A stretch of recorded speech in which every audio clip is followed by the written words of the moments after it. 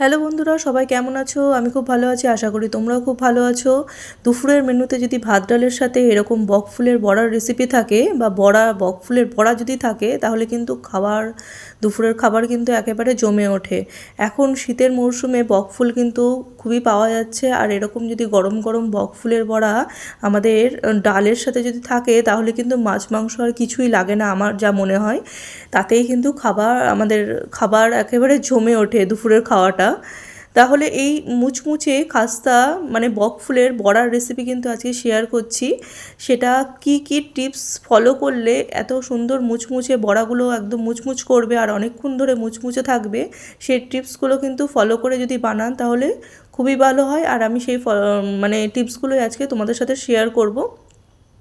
অবশ্যই কিন্তু পুরো ভিডিওটা মন দিয়ে দেখো, তাহলেই কিন্তু জানতে পারবে কিভাবে বানালে বকফুলের বড়াগুলো এত মুচমুচে আর খাস্তা হবে, আর খেতেও অনেকটা সুন্দর হবে।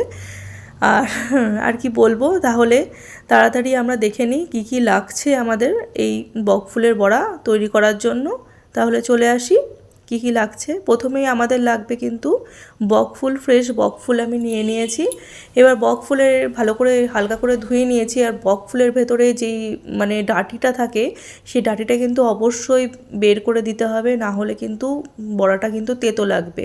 এই ডাঁটিগুলো সুন্দর করে আমরা কিন্তু প্রত্যেকটা বকফুলের মধ্যে থেকে এই ডাঁটিগুলো আমরা সুন্দর করে বার করে নেব, সেটাই দেখিয়ে দিচ্ছি। ডাঁটিটা কিন্তু ভেতরে আছে, এই ডাঁটিটা কিন্তু বারবার বলছি বের করে দিতে হবে, দিয়ে পরিষ্কার করে এটাকে রেখে দিতে হবে। আর প্রথমেই এটাকে কিন্তু ভালো করে ধুয়ে শুকনো কাপড়ে ভালো করে জলটাকে কিন্তু বার করে নিতে হবে, না হলে কিন্তু এই ফুলের মধ্যে জল থাকলে যখন বড়া ভাজবো তখন কিন্তু প্রচুর পরিমাণে তেল ছিটকাবে গায়ে, ওর মধ্যে থেকে জল বেরোবে এবং তেল ছিটকাবে, তখন কিন্তু একটা রিস্ক হয়ে যাবে, গায়ে তেল পড়লে গা পুড়ে যেতে পারে। তাই জন্য এই জিনিসগুলো কিন্তু অবশ্যই ফলো করবে। এবার আমাদের ব্যাটারটা কীভাবে তৈরি করবো সেটাই দেখি।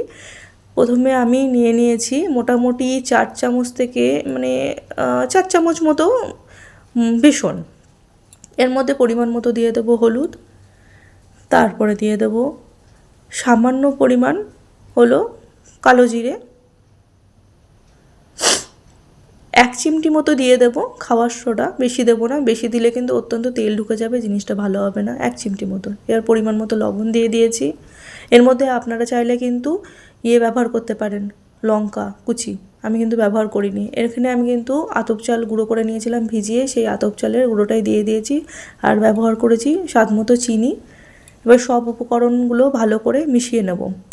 চালের গুঁড়োটা কিন্তু মাস্ট। এবার চালের গুঁড়োর অনুপাত কিন্তু আপনাদের বলে রাখি, এই যে 4 চামচ মতো আমি বেসন নিয়েছি, এখানে 3 চামচ মতো কিন্তু আমি চালের গুঁড়ো নিয়েছি। এতে কি হবে, বড়াটা কিন্তু অত্যন্ত মুচমুচে হবে। এবার তারপরে বলে রাখি, চালের গুঁড়োর অনুপাতটা কিন্তু এরকম রাখলে বড়াটা মুচমুচে হবে। এরপরে আমরা সব কিছু মিশিয়ে নিয়ে অল্প অল্প করে জল অ্যাড করব, একবারে হুড়পাড়িয়ে জল দিয়ে দেবো না, তাহলে কিন্তু ব্যাটারটা নরম হয়ে যাবে, খেতে কিন্তু একটু ভালো হবে না। আমরা অল্প অল্প করে জল দেবো, কতটা পরিমাণ জলের প্রয়োজন সেই মতো আমি কিন্তু জল দেবো। এরম করে যদি অল্প অল্প করে জল দিয়ে মাখি, তাহলে কিন্তু ভেতরে কোনো লাম্পস হবে না, দলা দলা থাকবে না, আর জিনিসটা ব্যাটারটা খুবই সুন্দর হয়ে যাবে, কোনো অসুবিধা হবে না। এরম করে আমরা ডলে ডলে প্রথমে মেখে নেবো, আর অল্প অল্প করে জল অ্যাড করবো। এই দেখেন, এরকম কিন্তু ব্যাটারটা আমাদের রাখতে হবে, ঘনত্ব দেখিয়ে দিচ্ছি, এরকম ঘনত্বের ব্যাটার হবে। তো এবার চলে আসি, আমরা ভাজবো বড়াগুলোকে।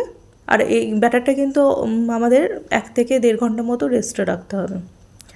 তো তেল গরম কিন্তু আমি বসিয়ে দিয়েছি। এবার বকফুলগুলো আমরা কিন্তু মোটামুটি বকফুল ভাজার আগে আমরা তেলের টেম্পারেচারটা একটু মেপে নেব, হাত দিয়ে যে তেলটা কেমন গরম হয়েছে, খুব উত্তপ্ত হাই ফ্লেমে দিয়ে প্রচণ্ড গরম করলে হবে না। এখানে একটুখানি আমি বেসনের গোলা দিয়েছি, এটা উপরে ভেসে আসলেই আমরা বুঝবো যে আমাদের কিন্তু তেল কিন্তু রেডি একদম। আর এই ভাজাটা কিন্তু হবে লো টু মিডিয়াম হিটে, হাই ফ্লেমে কিন্তু ভাজাটা হবে না। হাই ফ্লেমে ভাজলে কিন্তু জিনিসটা ভালো হবে না, মচমচে হবে না, বাইরের অংশটা পুড়ে যাবে আর মচমচে হবে না। এবার বকফুলগুলো আমরা কিন্তু ব্যাটারের মধ্যে চুবিয়ে আস্তে আস্তে আমি তেলের মধ্যে ছেড়ে দেবো। আমার কড়াইটা ছোটো বলে যতগুলো ধরবে আমি ততগুলোই বকফুল এখানে দেবো। মোটামুটি আমার 5টা করে ধরছিল, আমি 5টা করেই দেবো। তো এই বকফুলের বড়াগুলো কিন্তু শীতকালে দুপুরে ভাতের সাথে খেতে খুবই ভালো লাগে। আর এখন শীতের মরশুমে তো নানান রকম সবজি পাওয়া যাচ্ছে, ধনেপাতার বড়া, ধনেপাতা বাঁধাকপির বড়া, এই সমস্ত বড়াগুলো কিন্তু খেতে কিন্তু অত্যন্ত ভালো লাগে এখন। ডালের সাথে অন্য কিছুই ভালো লাগে না, আলু ভাজা টালু ভাজা, এখন কিন্তু এই সমস্ত বড়া খুবই ভালো লাগে। এটা অবশ্যই কিন্তু ট্রাই করবেন, জানাবেন কেমন হলো। ভালো লাগলে আমি কিন্তু আরও নতুন নতুন বড়ার রেসিপি শেয়ার করব আপনাদের সাথে। এইভাবে আমি দিয়ে নিয়েছি। আস্তে আস্তে আর কি করব, দেওয়ার সাথে সাথে আমরা কিন্তু এরকম করে তেলগুলো উপরে ছিটিয়ে দেবো, তাহলে ওপরের ভাজাটা হয়ে যাবে, না হলে ওপরে কিন্তু ছিদ্র হয়ে যাবে, ওই দিক দিয়ে কিন্তু আপনার মানে তেলটা একটু ছিটকাবে। তা উপরে যদি আমি এরকম করে তেল দিয়ে দিই তাহলে কিন্তু ওপরটাও ভালো রকমভাবে একটু মানে তাড়াতাড়ি হয়ে যাবে, শক্ত হয়ে যাবে বেসনের প্রলেপটা।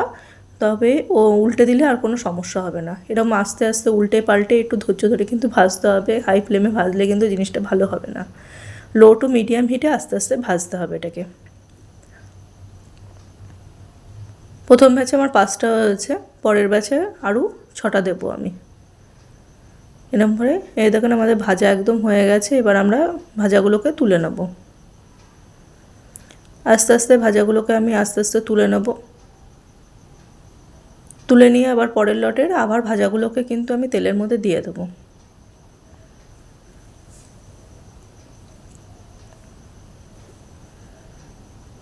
এইভাবেই কিন্তু আমি প্রচুর পরিমাণে কিন্তু বকফুলের বড়া ভাজতে পারবো, আর আপনারাও ভাজতে পারবেন। এবার যদি বকফুলের পরিমাণ বেশি থাকে তাহলে ব্যাটারটার পরিমাণও কিন্তু আপনাদের বেশি করে নিতে হবে, সেই মতো বুঝে আপনারা কিন্তু করবেন।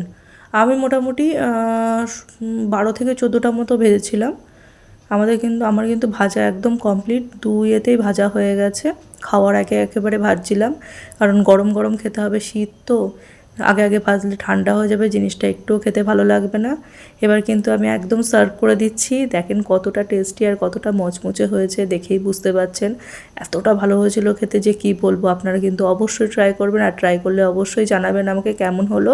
আর ভালো লাগলে লাইক শেয়ার কমেন্ট করতে কিন্তু একদমই ভুলবেন না। আমার রান্নাগুলি যদি ভালো লাগে তাহলে আমাকে ফলো করবেন, আর আমাকে জানাবেন অবশ্যই কমেন্টের মাধ্যমে যে কেমন হলো না হলো। তাহলে আমি আরও নতুন নতুন রেসিপি দেওয়ার জন্য উৎসাহ পাবো। তাহলে আজকের মতো আসি, টাটা।